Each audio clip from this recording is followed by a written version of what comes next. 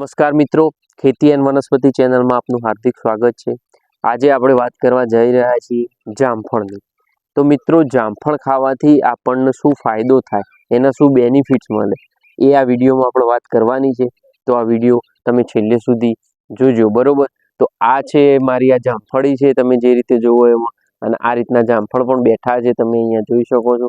આ તો જામફળ થોડા વધારે હતા, પણ અત્યાર સુધી ધીરે ધીરે બધા પાકીને પડી ગયા, તો બધા ઓછા થઈ ગયા છે। અને તમે અહીંયા નીચે જોઈ શકો છો કે આ રીતના જામફળ બધા પડ્યા છે, તો પક્ષીઓને બધા ખાધા છે। પોપટ ને બીજા બધા પક્ષીઓ પણ આ જામફળ ખાય છે। તો મિત્રો, હવે આપણે વાત કરીએ કે આ જામફળનો શું ફાયદો થાય, આપણે ખાઈએ તો શું ફાયદો થાય।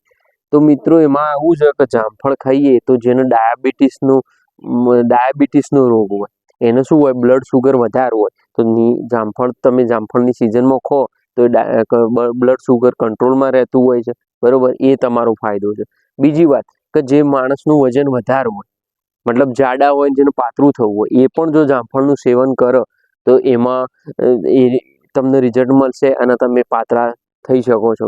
પછી મિત્રો, જેને પેટમાં કબજિયાત જેવું રહેતું હોય, અપચો ને એવું રહેતું હોય, એ લોકો પણ જામફળનું સેવન કરશે તો એમને પણ સારું પેટ ચોખ્ખું સાફ થઈ જશે અને એ પેટની સમસ્યામાંથી સમાધાન મળશે।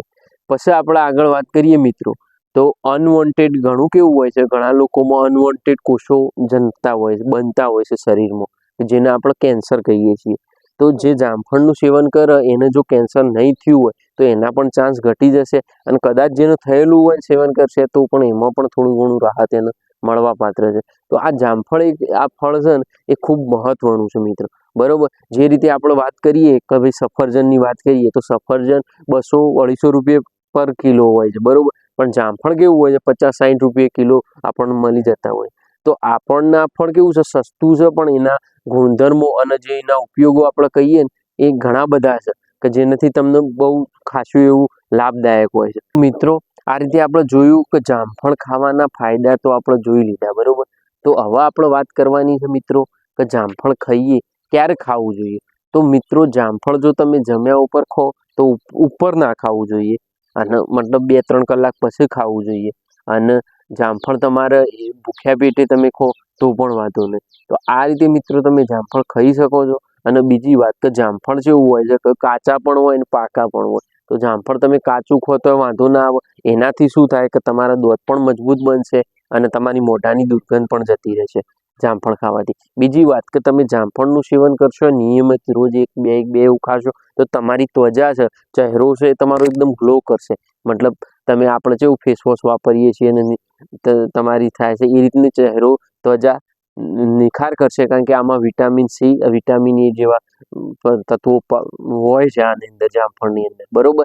પછી બીજી વાત કે મિત્રો, જ્યારે જામફળ ના હોય, ત્યારે જામફળની સિઝન ના હોય, ત્યારે બિન સિઝન હોય, ત્યારે તમે આ પત્તા છે ને જામફળના, એ પણ તમે ઉકાળો કરીને પીવો તો જેને ડાયાબિટીસ છે એના માટે તો ખરેખર આ રામબાણ જ ઇલાજ છે। તો એમાં તમારે કંટ્રોલ કરવા, બ્લડ સુગર કરવા માટે ઉપયોગ થતું હોય છે। તો મિત્રો, અત્યારે તો મારે બીજું વધારે વિડીયોમાં કંઈ કહેવું નથી, પણ વિડીયો બહુ લાંબો થઈ જશે।